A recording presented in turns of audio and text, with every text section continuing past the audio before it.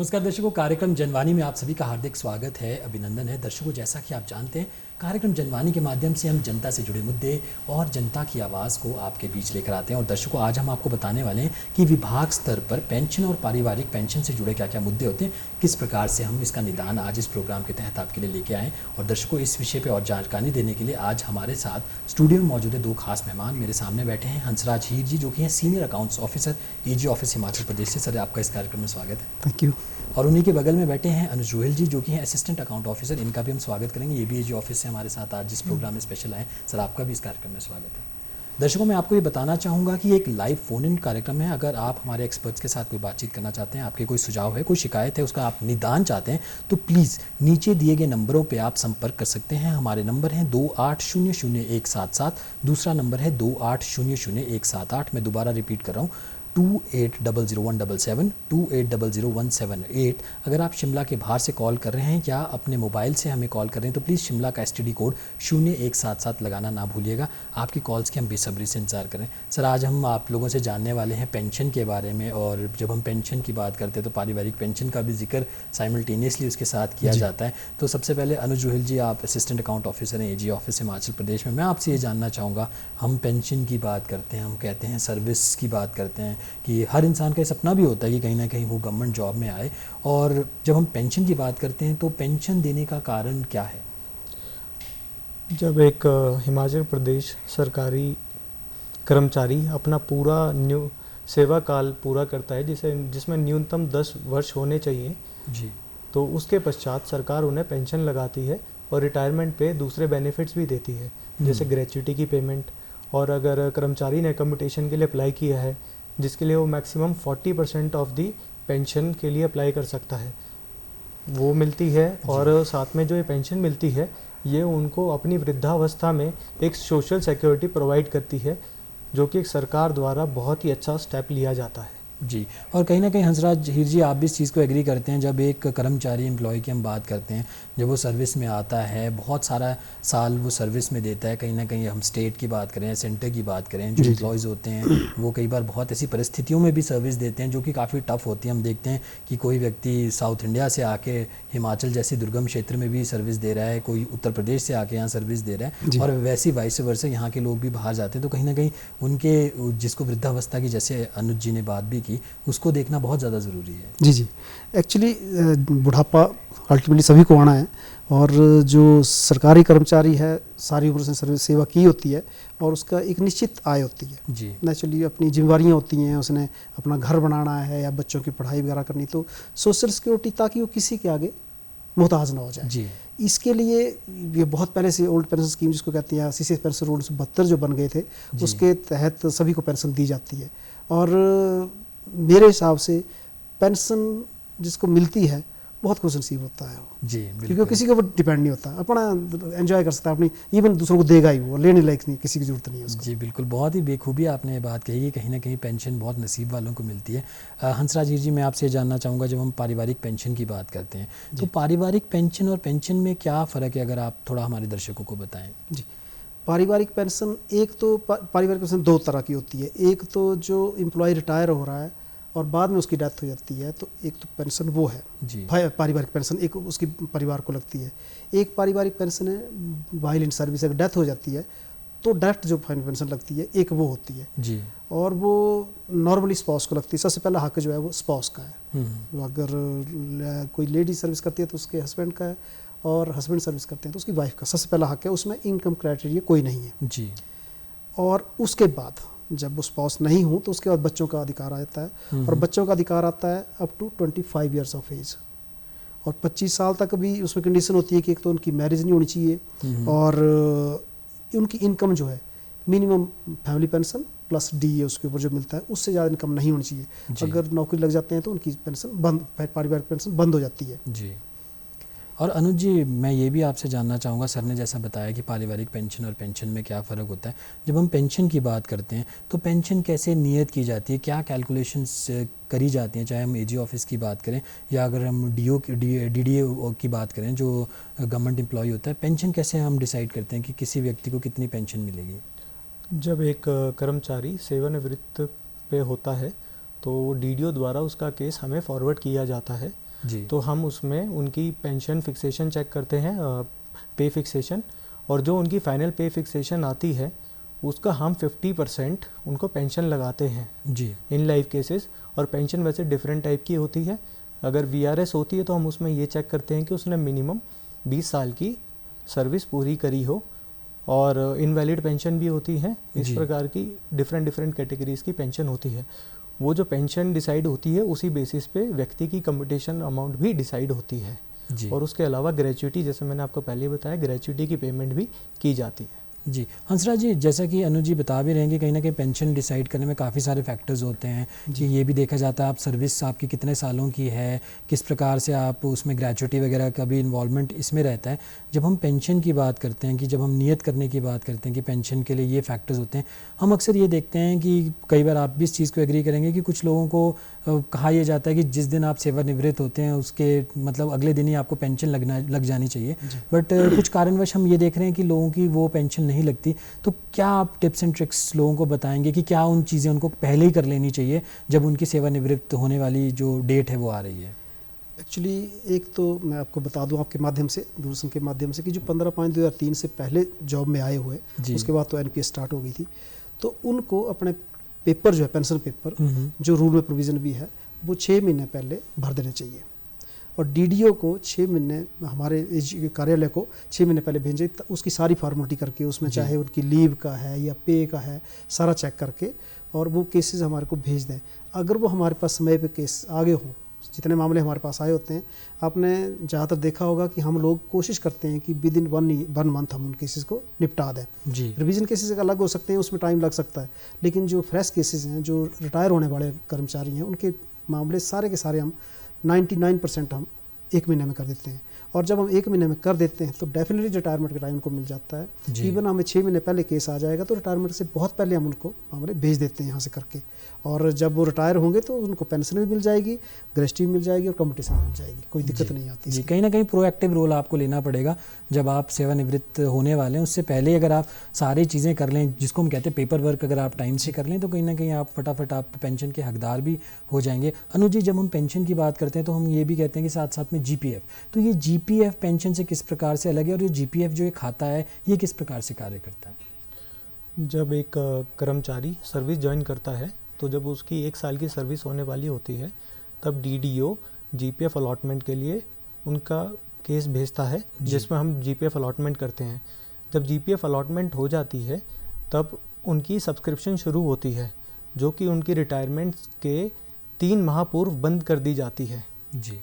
तो उसके जब वो रिटायरमेंट पे व्यक्ति होते हैं तब उनका पैसा जितना एक्युमुलेट होता है उसमें मैक्सिमम 6 महीने का और इंटरेस्ट लगा के हम उनके खाते की जितनी पेमेंट है वो कर देते हैं, और जितने डेबिट होते हैं वो सारी calculation from the date of first subscription till the date of last subscription पूरी की जाती है, और विद इंटरेस्ट उनको पेमेंट कर दी जाती है। जी, कहीं ना कहीं सेविंग का एक ऑप्शन बहुत अच्छा रहता है GPF। कहा यह जाता है कि कहीं ना कहीं आपके, जब हम गुड और बैड टाइम्स की बात करते हैं तो कहीं ना कहीं GPF खाता में जो आपने सेविंग की होती है वो कहीं ना कहीं आपके काम अक्सर आती है। हंसराज जी, जो बर्निंग क्वेश्चन आजकल है वो ये है ओल्ड पेंशन और न्यू पेंशन, तो प्लीज़ आप हमारे दर्शकों को ये बताइए कि जो ओल्ड पेंशन और न्यू पेंशन है ये क्या, पर उससे पहले एक फ़ोन कॉल आ रहा है तो हम फ़ोन कॉल लेना चाहेंगे। हेलो हेलो, अगर आप हमें सुन रहे हैं तो प्लीज़ अपना नाम बताइए, कहाँ से आप कॉल कर रहे हैं? मैं शोगी से हेलो, लगता है किसी कारणवश कनेक्ट नहीं हो पा रहा। हम अब इनके फ़ोन कॉल लेने की कोशिश करते हैं। तो सर, ओल्ड पेंशन और न्यू पेंशन के बारे में हम बातचीत कर रहे थे, तो ओल्ड पेंशन और न्यू पेंशन में क्या फ़र्क है, और किस प्रकार से जब हम बात कर रहे हैं कि न्यू पेंशन वाले ओल्ड पेंशन में जा रहे हैं वो कैसे जाएंगे, क्या उनकी समस्याएं हैं, तो प्लीज़ थोड़ा बताइए। जी, ये एक्चुअली ये सब्जेक्ट बहुत तो है, जितना मैं कोशिश करूंगा कि जितना मैं एक्सप्लेन कर सकूं आपको। जो NPS है, जो न्यू पेंशन स्कीम लागू हुई थी 15/5/2003 हिमाचल प्रदेश सरकार में, और सेंटर में 1/1/2004 से लागू हुई थी। तो उसमें जो एम्प्लॉयज़ का 10% जमा होता था और उतना ही स्टेट गवर्नमेंट डालती थी। फिर वो शेयर मार्केट में या जहाँ भी गवर्नमेंट लगाती है वो तो कुछ एक फील्ड है, वहाँ पे इन्वेस्ट हो जाता था पैसा, और वहाँ पे जो उनके ऊपर अर्निंग होती थी वो रिटायरमेंट का टाइम उनको मिलता था। कितना मिलता था? वो मिलता था 60%, या जो भी गवर्नमेंट डिसाइड करती उतना मिलता है उनको, और बाकी के ऊपर उनको पेंशन लग जाती थी। लेकिन वो पेंशन बहुत कम होती है, क्योंकि उनका जो पैसा इकट्ठा होता था जी। वो बहुत कम होती थी। तो अब जैसे आपको पता है, हिमाचल प्रदेश सरकार ने 4 मई 2023 को नई नोटिफिकेशन जारी कर दी है, और सभी एम्प्लॉइज़ जो भी एनपीएस वाले हैं वो ओल्ड पेंशन स्कीम में आना चाहें तो वो आ सकते हैं, जी। और उनके पास ऑप्शन थी वो आ सकते हैं। और वैसे आपकी जानकारी के लिए बता दूं कि हमारे पास जो डाटा है उसके अनुसार लगभग सभी ने जो है ऑप्ट कर ली है, जी। क्योंकि हम उनको जीपीएफ नंबर भी अलॉट कर रहे हैं। अभी तक में 1 लाख से ऊपर तो हम नंबर भी अलॉट कर चुके हैं, ऑनलाइन उनको स्टार्ट कर चुके हैं। और जो ओल्ड पेंशन स्कीम में लोग आए हैं एनपीएस से, उनके लिए जो बहुत ज़रूरी चीज़ है, जो हमारे पास मामले अब आ रहे हैं, उसमें क्या है, जो डीडीओ है, डीडीओ की ड्यूटी ये है कि उनके पैसा जी जो उनका सर, उससे पहले एक फ़ोन कॉल आ रही है, आपसे बातचीत करेंगे, पर एक फ़ोन कॉल ले लेते हैं। हेलो, हेलो, अगर आपको आवाज़ आ रही है तो प्लीज़ अपना नाम बताइए, कहाँ से बात कर रहे हैं? मैं चौकी से बोल रहा हूँ सर। हेलो हेलो, सर, लगता है टेक्निकल कारण की वजह से हाँ, दोबारा जी, फ़ोन जी, कॉल कनेक्ट नहीं हो पाया है, तो हम दोबारा फ़ोन कॉल लेने की कोशिश करेंगे। पर उससे पहले सर, आपने ओल्ड पेंशन और न्यू पेंशन के बारे में जिक्र किया। आपने ये भी कहा कि कहीं ना कहीं न्यू पेंशन से लगभग सभी लोगों ने ओल्ड पेंशन के लिए जी। ऑप्ट कर लिया है। तो सर, न्यू पेंशन स्कीम के तहत, जैसा कि आपने शुरुआत में जिक्र भी किया था कि कुछ परसेंटेज आपका कटता था, जी। तो जो आपकी डिडक्शंस हैं उसका क्या किया जा रहा है जब ओल्ड पेंशन के लिए वो मर्ज कर रहे हैं? ओल्ड पेंशन में जब आएंगे तो जैसे कोई एम्प्लॉय रिटायर हो रहा है तो उसको government share plus earning, dividends को कहते हैं, वो जमा करना है जी। और वो नेचुरली उसको पेमेंट 60, जब वो 58 में 60 में रिटायर होते हैं तो उनको पेमेंट होती है, एनएसडीएल जो है उसको पेमेंट कर देता है, तो उसी में से वो जमा कर सकते हैं, या अपने पॉकेट से जमा करें वो, तो उनको वो पैसा जमा करना है। डीडीओ की ड्यूटी है कि वो पैसा जमा करें, और पर्टिकुलर हेड डेस्क में एसओपी जारी की है गवर्नमेंट ने 4/5/2023 को, जैसे मैं बताया है, एसओपी जारी की है, और किस किस हेड में पैसा जमा होना है उसमें जमा हो जाएगा। और वो जब पैसा जमा हो उसके बाद मामला एजी ऑफिस आ जाएगा। एजी ऑफिस में जब वो पूरी उन्होंने एंट्री की होगी, सर्विस बुक में एंट्री की होगी प्रॉपर, तो उसको पेंशन जो 1/4/2023 से लग जाएगी, या उसके बाद रिटायर होंगे। जितने पुराने मामले हैं वो 1/4/2023 से लग रही है, और उनको सभी को अपने पैसा जमा करना है। और आपके लिए जानकारी के बता दूं कि हमने बहुत से मामले सेटल भी कर दिए हैं, जिनको पेंशन हमने जारी भी कर दी है जी। जो ओल्ड पेंशन स्कीम में आगे हुए अब लोग जो पहले के रिटायरी थे। तो अभी देखा हमने कि कुछ हमने वीडियो भी देखे हैं, तो लोग बहुत खुश हो रहे थे। हालांकि वो हमारा एक नॉर्मल वर्क है, हम तो कर रहे हैं उस काम को, लेकिन लोगों को पेंशन लगना शुरू हो चुकी है। लेकिन एक्चुअली क्या है कि हमारे पास जो मामले आ रहे हैं उसमें बिना पैसा जमा किए वो स्टेट में एफिडेविट के आधार पर हमारे भेज रहे हैं, जबकि ऐसा नहीं है। पहले उनका पैसा जमा होगा, गवर्नमेंट का जो शेयर पैसा जमा हो जाएगा विद इंटरेस्ट, वो जमा हो जाएगा, उसके बाद मामला हमारे पास आएगा और नॉर्मल हम केस उसको करेंगे। जी, डेफिनेटली करेंगे। जी। अनु जी, जैसा कि ओल्ड पेंशन और न्यू पेंशन की जब हम बात करते हैं, मर्जर हुआ है और सर ने बताया भी कि किस प्रकार से लोग ऑप्ट कर रहे हैं, मैं आपसे थोड़ा सा डाटा जानना चाहूँगा कि जब लोग मर्ज कर रहे हैं अपना न्यू पेंशन स्कीम से ओल्ड पेंशन स्कीम में, तो जब हम आपने शुरुआत में जैसे जिक्र भी किया कि इतने साल की आपकी सर्विस होनी चाहिए, बहुत सारी चीज़ों को ध्यान रखा जाता है कि जब आपके लिए पेंशन नियत की जाती है, तो जब न्यू पेंशन से ओल्ड पेंशन में हम जा रहे हैं तो क्या वो सारे फैक्टर्स रहते हैं या उसके लिए कोई नई SOPs हैं? जैसे ही सर ने बताया आपको 4/5/2023 को SOPs जारी की गई हैं, पर जो से पेंशन रूल्स हैं वो 1972 वाले ही चल रहे हैं जी। जिसके तहत जो भी पहले की कंडीशंस थी वही हैं। पर इसमें एक देखा गया है कि जो 4/5/2023 की नोटिफिकेशन है उसके पैरा 13 के अनुसार DDO को सर्टिफाई करना है कि कितना अमाउंट उनके द्वारा रिकवर किया जा रहा है जी। पर हमें जो केसेस आ रहे हैं उनमें बहुतों में देखा गया है कि वो सर्टिफिकेशन नहीं है, जिसकी वजह से हम उन केसेस को फाइनलाइज नहीं कर पा रहे हैं और हमारे द्वारा वे वापस भेजने पड़ रहे हैं। जी। तो अनु जी, जो लोग अभी देख भी रहे हैं और जिन लोगों ने मर्ज भी किया है न्यू पेंशन से ओल्ड पेंशन में, उनको आप क्या कहना चाहेंगे कि क्या क्या चीज़ें उनको करनी चाहिए ताकि उनको दिक्कत ना हो, समय ना लगे उनका? देखिए, जितने भी व्यक्ति हैं जो NPS to OPS गए हैं, मेरा उन्हीं से ये अनुरोध है कि जो 4/5/2023 की नोटिफिकेशन है उसे पूर्णतः पढ़ें और समझें। उसमें सारी डिटेल है कि जो एम्प्लॉयर शेयर है वो कौन से हेड में जाना है, जो डिविडेंड रिकवर होना है वो कौन से शेयर में जाना है, DDO द्वारा क्या सर्टिफिकेशन की जानी है, क्योंकि अगर ये चीज़ें हमें मिल जाती हैं तो हमें केस करने में बहुत आसानी होती है। जी बिल्कुल। और जैसा कि अनुज जी ने बताया भी कि कहीं ना कहीं आपको एसओपीज़ का पालन करना पड़ेगा, एसओपीज़ को देखना पड़ेगा। हंसराज जी, जब हम पेंशन की बात करते हैं, आपने बताया भी कि एनपीएस से लोग ओपीएस में जा रहे हैं, तो काफ़ी सारी चीज़ों का उनको ध्यान रखना चाहिए और काफ़ी डिविडेंड्स को और एसओपीज़ को आपको पालन करना चाहिए।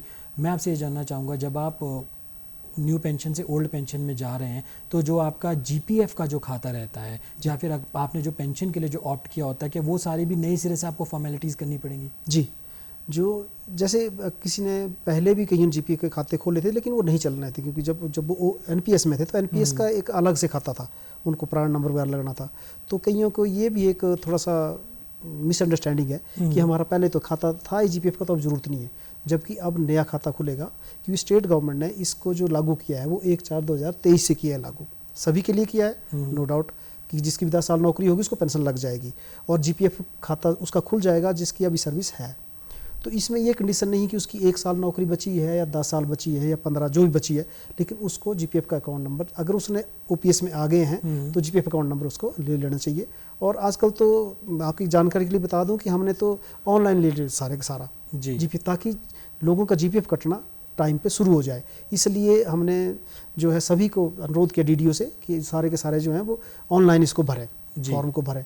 और 1 लाख समथिंग जो है हम अलाउ भी कर चुके, 1,05,000 के करीब हम अलाउ कर चुके हैं जीपीएफ, और मेरा 10-12 हज़ार बचे होंगे अब तो जिनको अलॉट होने हैं नंबर, तो वो सारे के सारे भर दें ताकि समय पे उनका जीपीएफ नंबर अलॉट हो जाए और उनका जीपीएफ कटना शुरू हो जाए। जी अनुज जी, जब हम बात करते हैं जीपीएफ की और हम ये कहते हैं कि जीपीएफ में कहीं ना कहीं आपको नया खाता भी बनाना पड़ेगा, पर पारिवारिक पेंशन की जब हम बात करते हैं तो मेरे हिसाब से शायद पारिवारिक पेंशन के लिए भी क्या आपको नए सिरे से डॉक्यूमेंट्स देने पड़ेंगे जब आप न्यू पेंशन स्कीम से ओल्ड पेंशन स्कीम में जा रहे हैं? जी, जैसे 15/5/2003 से पहले के जितने भी कर्मचारी थे, जो प्रोसीजर उनके मामले में आता था वही इसमें आता है। पर जो व्यक्ति 15/5/2003 के बाद लगे थे और जिनकी मृत्यु हो गई है सेवा काल के दौरान, उनको वही 4/5/2023 की नोटिफिकेशन के तहत अमाउंट रिकवरेबल बताना पड़ेगा, जिसके बाद ही उनका केस प्रोसेस किया जाएगा। जी। और अनुज जी, पारिवारिक पेंशन की जब हम बात करते हैं, सर ने जिक्र भी किया था कि पारिवारिक पेंशन में स्पाउस भी आती है, पारिवारिक पेंशन में क्या बोलते हैं बच्चे भी आते हैं, तो पारिवारिक पेंशन जब नियत की जाती है तो उसका क्या बैकग्राउंड होता है, उसका क्या डाटा होता है? आपने शुरुआत में कहा कि कहीं ना कहीं 50% जो आपकी लास्ट ड्रॉन सैलरी होती है उसको आप एज अ पेंशन देते हैं, पर जब वही सैलरी जब आप फैमिली पेंशन के लिए काटेंगे तो कितना उसका लास्ट ड्रॉन आप देखते हैं? फैमिली पेंशन जो होती है वो 2 प्रकार से लगती है। एक लगती है एनहेंस्ड फैमिली पेंशन। अगर किसी व्यक्ति कर्मचारी की मृत्यु सेवा काल के दौरान हो जाती है तो 10 साल तक उनकी जो स्पाउस होगा उनको पेंशन लगती है, पर अगर सेवानिवृत्त होने के बाद डेथ होती है तो 65 years of age had the subscriber be alive और 7 years from the date of retirement वो देखी जाती है। उसके बाद जो स्पाउस होता है वो तो नेचुरली हकदार होता है पेंशन का, पर उसके बाद हमारी 2 कैटेगरीज होती है फैमिली पेंशनर्स की, जिसमें बच्चे आते हैं सारे, और जो कैटेगरी 1 है उसमें देखा जाता है 25 ईयर्स ऑफ एज तक सब नेचुरल हकदार होते हैं। उन जो भी उनमें बड़ा होगा उसको पहले पेंशन निर्धारित होती है फैमिली पेंशन, और जैसे जैसे 25 साल कंप्लीट करते चले जाएंगे वैसे वैसे नेक्स्ट को लगती चली जाएगी जी। पर कैटेगरी 2 में क्या होता है, अगर जैसे पेरेंट्स के जीवित रहते ही विडो डॉटर है या फिर डिवोर्सी डॉटर है या फिर अनमैरिड डॉटर है, उनको भी पेंशन लगाई जाती है, या फिर स्पेशली एबल्ड चाइल्ड है उनको पेंशन लगाई जाती है। जी। और मैं हंसराज जी को भी जोड़ना चाहूँगा। सर, जब हम पेंशन की बात करते हैं, पारिवारिक पेंशन की हम बात करते हैं, आपने कहा कि स्पाउस हकदार होता है। मैं ये जानना चाहूँगा, अगर स्पाउस भी वर्किंग है, वो भी कहीं ना कहीं सरकारी कर्मचारी है, तो किस प्रकार से पेंशन को दिया जाएगा एक स्पाउस को? पारिवारिक पेंशन तो स्पाउस के केस में जैसे मैंने पहले बताया आपको कि स्पाउस को जो पारिवारिक पेंशन लगती है उसमें इनकम क्राइटेरिया कोई नहीं है। स्टेट वे है कि उनकी पारिवारिक पेंशन तो लगेगी ही लगेगी, चाहे उस जॉब में है या नहीं है। जो बच्चों को जहाँ तक बात है, बच्चों के लिए इनकम क्राइटेरिया है, अगर वो जॉब में है तो नहीं लगेगी और वो बंद हो जाती है उसमें, लेकिन स्पाउस के लिए नहीं है कंडीशन। जी। और सर, नॉमिनेशन की हम अक्सर बात करते हैं और कहा यह जाता है कि एजी ऑफिस की तरफ से भी ये कहा जाता है कि नॉमिनेशन पे आप काफ़ी ध्यान दें, खासकर हम जीपीएफ खाते की बात करें तो जीपीएफ खाते में नॉमिनेशन होना क्यों ज़रूरी है? हाँ, एक्चुअली कभी किसी का भी कोई पता नहीं, कोई भी जैसे अब आज हैं कल नहीं होंगे, तो बेहतर होता है कि नॉमिनेशन करके जाएं। जीपीएफ की नॉमिनेशन होना इसलिए ज़रूरी है कि जब खुद नहीं रहेंगे तो वो अमाउंट किसको मिले। तो अगर नॉमिनेशन की होगी तो इजी हो जाता है कि जो नॉमिनी होगा उसको डायरेक्ट पेमेंट हो जाएगी। नॉमिनी जो है वो परिवार का सदस्य होना चाहिए, एक सबसे बड़ी कंडीशन है इसमें। मतलब परिवार का अगर सदस्य कोई नहीं है तब बाहर का किसी को किया जा सकता है या गवर्नमेंट को किया जा सकता है या प्रेसिडेंट को कर ले, अदरवाइज सिर्फ परिवार के सदस्य को ही नॉमिनी बनाया जा सकता है। जी, और कहीं ना कहीं नॉमिनेशन बहुत ज़्यादा ज़रूरी है, और डीडीओज़ को भी मेरे ख्याल से शायद ये देखना पड़ेगा जब जीपीएफ का खाता वो अलॉट करते हैं तो नॉमिनेशन उसमें ज़रूरी हो। बिल्कुल, और ये हम हर समय इंस्ट्रक्शन देते हैं, और अभी भी जैसे मैंने कहा आपको कि नंबर अलॉट कर दिए गए हैं, लेकिन नॉमिनेशन का हम अब इनको चेक कर रहे हैं कि नॉमिनेशन सही है या नहीं आई है। सही नहीं होगी तो मांग लेंगे, दोबारा मांग लेंगे, लेकिन नॉमिनेशन ज़रूरी है। नॉमिनेशन तो हम हर इसमें मांगते हैं, हर केस में मांगते हैं, ताकि किसी की डेथ के बाद किसी को प्रॉब्लम ना आए। और ये इसको अगर इस इन अदर वर्ड्स देखा जाए तो एम्प्लॉयज़ के हक में ही है, ताकि परिवार को कोई दिक्कत ना हो। जी, और अनुज जी, जब हम नॉमिनेशन की बात करते हैं, नॉमिनेशन करना बहुत ज़्यादा ज़रूरी है, सर भी बता रहे हैं कि जीपीएफ के खाते में नॉमिनेशन करना ज़रूरी है। रेट ऑफ सब्सक्रिप्शन क्या रहता है, और क्या रिटायरमेंट के बाद भी आप जीपीएफ के खाते को होल्ड कर सकते हैं? हिमाचल प्रदेश सरकार ने अपने पेंशनर्स को और जितने भी खाता धारक हैं उनको एक फैसिलिटी दे रखी है, उसे कहा जाता है रिटेंशन ऑफ जीपीएफ। वो चाहें तो रिटायरमेंट के बाद भी अपना जीपीएफ खाता सरकार के पास रखवा सकते हैं। और अभी भी हमारे ऑफिस, हमारा जो एजी ऑफिस है, वो बहुत सारे रिटेंशन केसेस में एनुअल इंटरेस्ट लगाता है, और बाकायदा उनकी भी जीपीएफ केसेस की तरह रिटेंशन केसेस की भी एनुअल स्टेटमेंट जारी की जाती है, जो पेंशनरों तक पहुंचाई जाती है। और इसके साथ मैं बताना चाहूँगा कि जो पेंशनर होता है वो, मतलब जो जीपीएफ सब्सक्राइबर होता है, वो अपनी सब्सक्रिप्शन बढ़ा भी सकता है, घटा भी सकता है, और चाहे तो साल के दौरान विड्रॉल भी ले सकता है।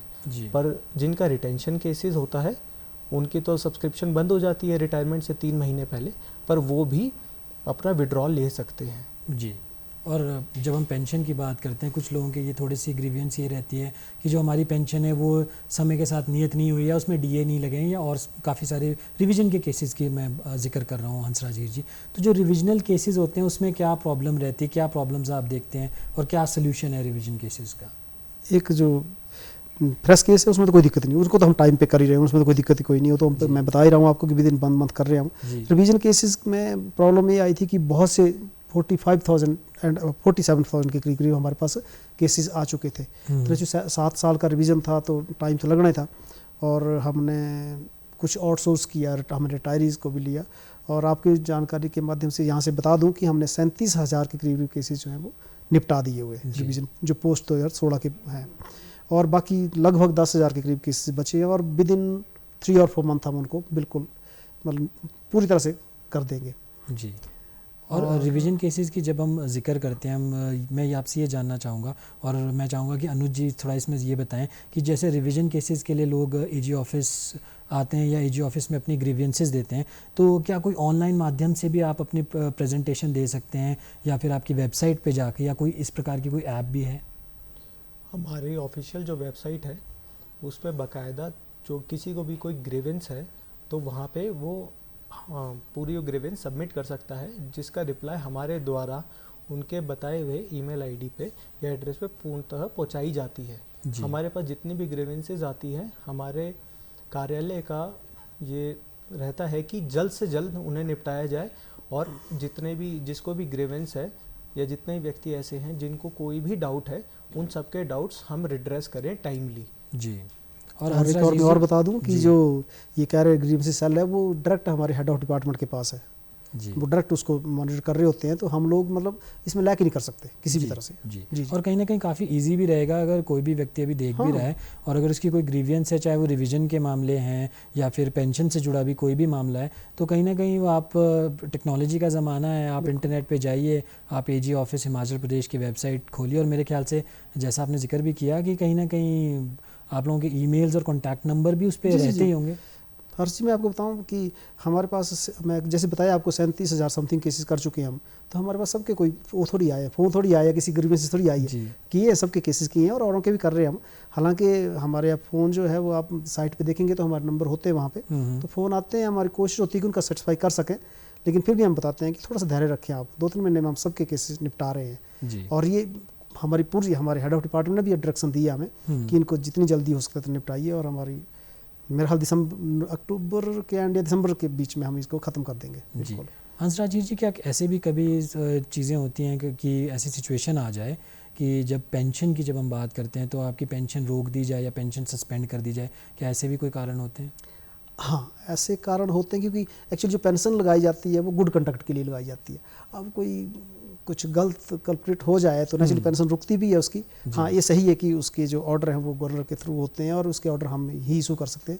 डायरेक्ट टीओ जो है पेंशन बंद नहीं कर सकता, ना ही लगा सकते हैं जब तक ऑर्डर एजी ऑफिस से ना हो। जी संक्षेप में मैं चाहूँगा कि आप दोनों हमारे ऑडियंस जो भी देख रहे हैं, अगर उनको आप कोई टिप्स या कोई ट्रिक्स देना चाहें। सबसे पहले अनुज जी आप। जी, मेरे जितने भी कर्मचारी भाई बहन इस कार्यक्रम को सुन रहे हैं उनको मैं ये कहना चाहूँगा कि आपके जितनी भी जीपीएफ की नॉमिनेशन या जीपीएफ के केस आ रहे हैं हम उनसे जल्द से जल्द करने की कोशिश कर रहे हैं। और सेवानिवृत्त वृद्ध व्यक्ति जितने भी हैं उनसे मेरा हाथ जोड़ के यही निवेदन है कि हम आपकी सेवा में लगे हुए हैं, इसलिए आपसे अनुरोध है थोड़ा धैर्य रखें। हमारे पास जितने केस आते हैं हम खुद जल्द से जल्द निपटाने की कोशिश करते हैं और ये हम उम्मीद रखते हैं कि हम आपकी उम्मीदों पे खरा उतरेंगे। जी जी बिल्कुल बिल्कुल। नहीं, जैसे अनुज जी ने कहा तो बिल्कुल, और फ़ोन करने के लिए जहाँ तक बात है तो आप, मैंने जैसे बताया ये कि हमारा नंबर वहाँ पे हैं, आप कभी भी फ़ोन कर सकते हैं। अब तो यहाँ पे नाम भी आ गया हमारा, हंसराज हीर जैसे नाम मेरा, तो आप कभी भी फ़ोन कीजिए, हमारी कोशिश होगी हम सेटिस्फाई करें आपको। जी अनुज रोहिल जी, हंसराज हीर जी, आप एजी ऑफिस हिमाचल प्रदेश से हमारे जनवानी कार्यक्रम में आए, उसके लिए आप दोनों का बहुत बहुत शुक्रिया। Thank you very much. तो दर्शकों, आज के जनवानी कार्यक्रम में बस इतना ही। अब मुझे दीजिए इजाज़त। नमस्कार।